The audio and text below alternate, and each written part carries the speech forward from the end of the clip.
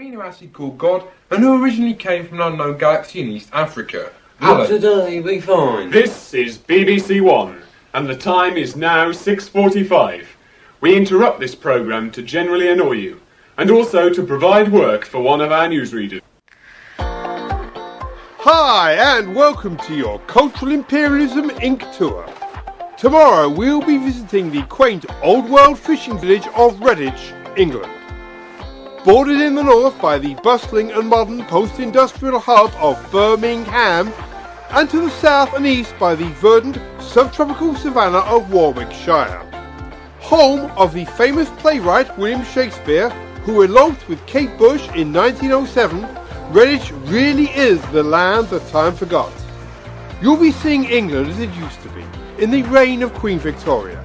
The people just as glum, depressed and angry about everything as their illustrious forebears, who voted for a wall to keep out foreigners, back in the reign of Queen Brexit, who fought the Romans after they sailed their armada round and round Redditch's famous and confusing roundabouts.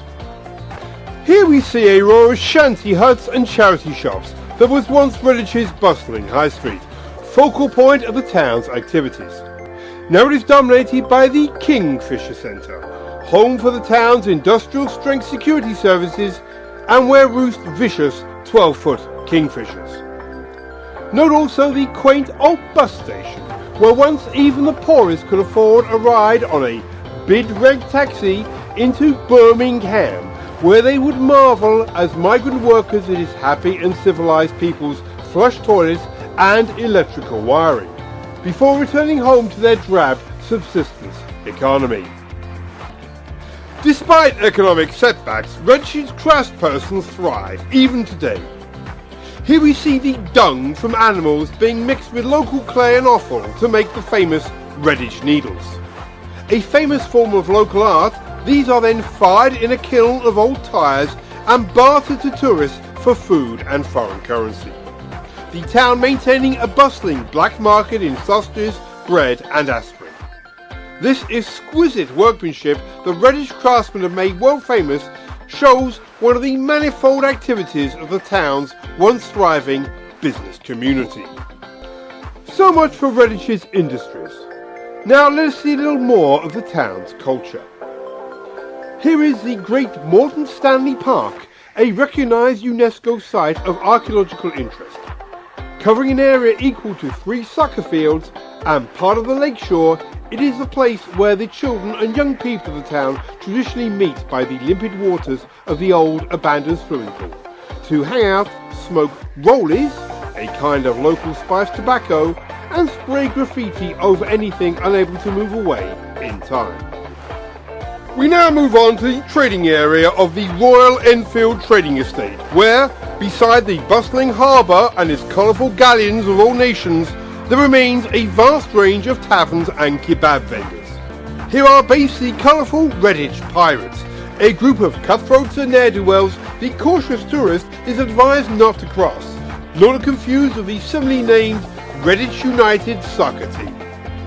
Beware too of the wares sold in taverns by many of the wenches that frequent them. These trinkets may appear genuine, but all that glitters is not gold, and the tourist will find he or she is unlikely to be the first offered their winsome ways in return for a, quote, tenner for the chippy.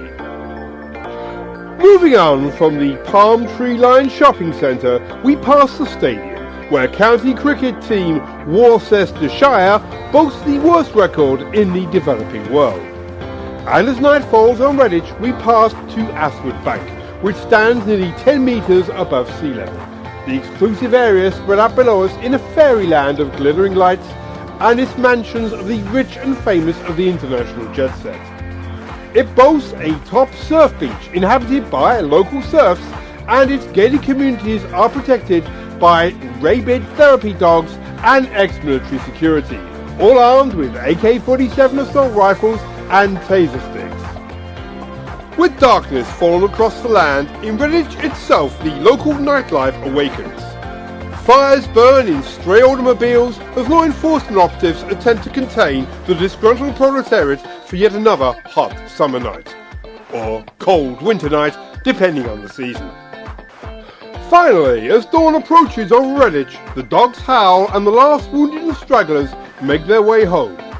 And it is now we too shall re-embark with our duty free to resume our coach tour, with many pleasant memories of this historic borough, as the lights go out one by one as dawn approaches and the bell of St. Judas calls the faithful to prayer. Please note, Cultural Imperialism Inc. forbids the importation of contraband or refugees, and as we say farewell to this oasis of days gone by, we can but recall the words of local poet Kevin Turvey. There once was a woman from Redditch who got an ignoble itch. One day she drank scrumpy and ended up lumping and gave birth in a ditch. Oh, by the way, before we start, I hope you don't mind, but this is Mr. Banning of Marks & Spencer's. Hello! He's on a management exchange scheme and he'll be sitting in today with us. You don't mind, do you?